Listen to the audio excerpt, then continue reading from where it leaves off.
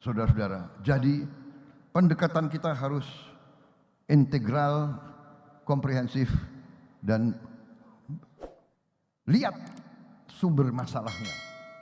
Sumber masalahnya kita sudah mengerti.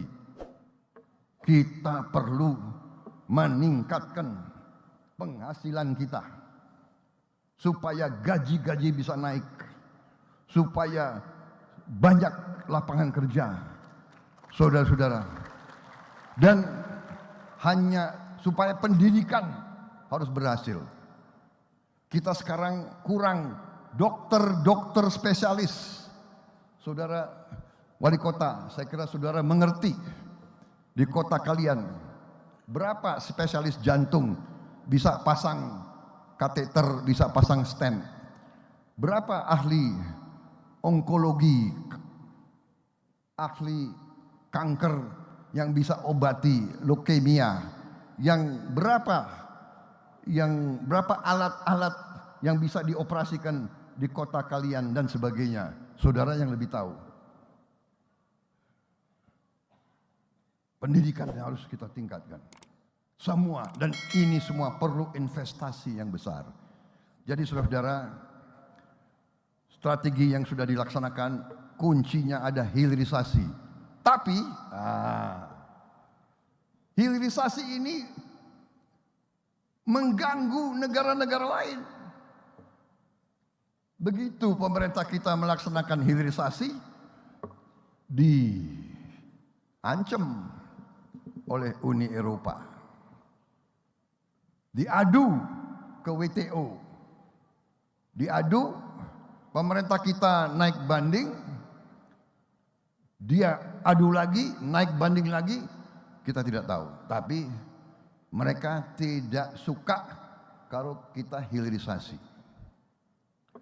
Kemudian selain Uni Eropa, IMF menegur kita juga. Saudara-saudara bayangkan, kita bahan baku ada di kita, milik kita, karunia Tuhan. Kita mau olah di Indonesia. Karet kita mau olah di Indonesia. Kelapa sawit kita mau olah di Indonesia. Coklat kita mau olah di Indonesia. Semua bahan itu kita mau olah di Indonesia supaya pabrik-pabriknya bisa memberi pekerjaan untuk anak-anak kita. Supaya insinyur-insinyur kita bisa bekerja. Supaya wali kota bisa dapat retribusi. Supaya pajak naik, penghasilan naik, saudara-saudara. Sampai demikian.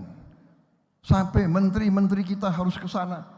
Pemimpin-pemimpin tanya, mengapa Indonesia tidak boleh sejahtera? Mengapa Indonesia harus jual murah bahan-bahan yang kita miliki?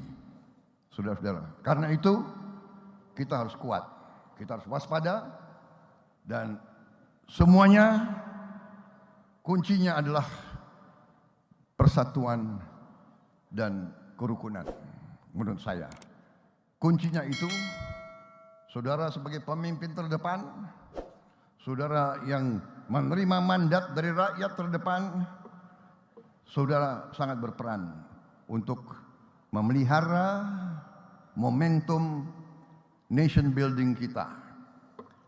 Saya bisa lebih rinci bicara ini, tapi secara garis besar itu yang saya ingin sampaikan.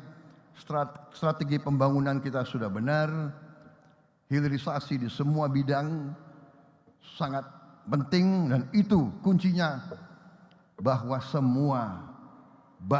banyak sekali lembaga internasional, pakar-pakar, pengamat, dan lembaga pengkajian mengatakan bahwa